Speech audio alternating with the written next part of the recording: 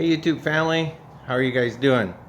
So I noticed some of you were asking me questions about the pictures I posted on Facebook about doing an alignment. Now I know there's tons of different methods on doing alignments on your own, and I've seen the string method and I've seen some of the other methods, but people were specifically asking me about the method that I use, and I'm going to share that with you today. So I am aware of the other do-it-yourself methods. I don't do that. I've been using this method for over 20 years to do my own alignments. I haven't ever paid for an alignment. I feel that I can get the specs dialed in better than an alignment shop can, but that's my own personal opinion. And like I said, I'm going to show you guys the tools that I use, how I do it, and I'm going to share a couple tips and tricks with you in the process. So let's get started. So these are some of the basic tools that I use to do the alignment. You basically have your jack stands. I've got two 4-foot precision levels, a couple of Irwin clamps, and a couple of wrenches to adjust the tie rods. I also use some ergo mats to lay on when I'm doing the adjustments. There's a tape measure there too, I forgot to say that. So let me get this set up and I'll show you guys how I go about this. Okay, the first step you're going to want to do is jack up the vehicle.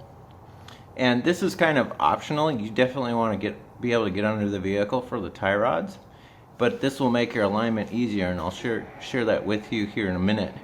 But put some jack stands under your control arms and let the majority of the weight sit on those jack stands. Also, keeping the jack in place,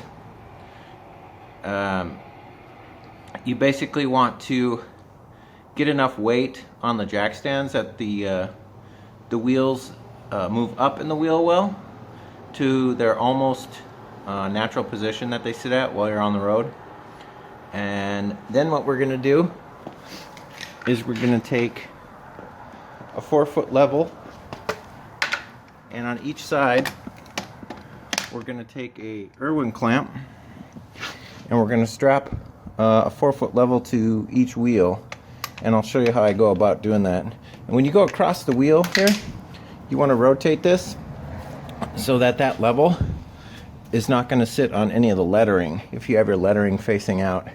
Otherwise it'll mess up your measurements a little bit. But let me get those set up here. So I went ahead and did my measurements, and in the front from here to here I had 71 inches and 9/16. So 71 and 9/16, and in the rear I had 71 and 5/8.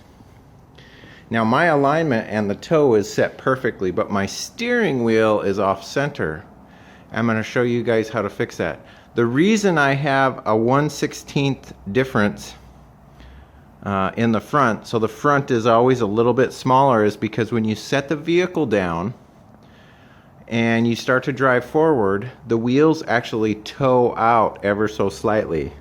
I recommend an 1/8 of an inch to a 1/16 of an inch to make up for that little bit of toe out that the wheels naturally do.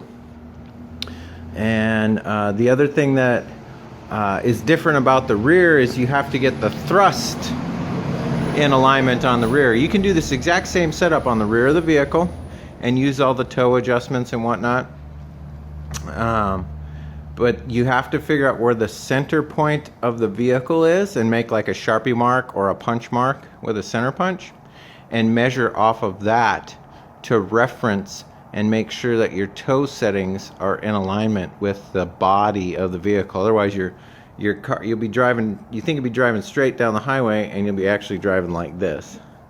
So anyways, oh, and the other thing that people always ask me about is how do you adjust camber if you're doing that? Well, that's easy. That's ever so easy. So what I have here is a digital level. So you turn digital level on. I know on my vehicle that this is a level point, which is in reference to the body and the frame. So what I do is I will set the level on this first, zero it out. Okay, So now the level is 0. Now you can reference the wheels. And how you do that is you just rotate your 4-foot level or 2-foot level or whatever you have across the wheel, and you'll be able to put this level up. And of course you want to look for 90 degrees is perfect, but on my vehicle I always set everything a degree in. So my camber might be set anywhere from, 87 to 90 depending on if it's the front or the rear. So that's the way that I adjust camber. And you do that with the little camber bolts that are in the struts on this type of vehicle. So that's how I adjust camber. Turn that off. Okay, and the other thing people ask me about is, well, my steering wheel is crooked. How the hell do I get that fixed? Well, that's easy.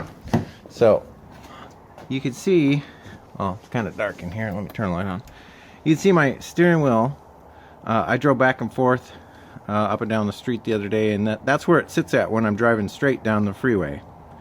So you want your steering wheel to be centered perfectly when you're driving down the freeway. So the way to do that is the steering wheel is telling you the answer. So the steering wheel is turned slightly to the left. You want to take both of your wheels and point them slightly to the left as well. And how you do that is you loosen up both of the lock nuts and the tie rods under the vehicle. And you basically, I figured this out. If the steering wheel is sitting like this, it's about half a turn on your tie rods. So 180 degrees basically, and that's a good starting point. So you take the wheel on your left side and you're going to push it out half a turn. So you loosen up the lock nut and then you turn it in the direction that pushes it out half a turn and then tighten it back up. Now on the right side, you're going to take and you're going to bring that wheel in, because remember, you want to point to the left, the same direction the steering wheel is pointed. You get that adjusted, take everything off the ramps and the jack stands, and go for a drive and see if that fixes your steering wheel. If you went too far, come back and adjust half of that. So half of 180 degrees is 90 degrees. So go backwards and push the wheels that way if your steering wheel is sitting like this. So you're basically, your steering wheel is telling you the answer to your problem. And that's the way that I look at it. Aside from that, I think I've covered pretty much everything in this video. If you like this video, please subscribe, hit like. Oh, what's the other thing? I still have copies of my book available on Amazon for those of you that are fans of the YouTube channel. Let me show you here. I wrote this book a couple years ago. It's got a lot of tips and tricks, kind of similar to what I share with you guys on my YouTube channel.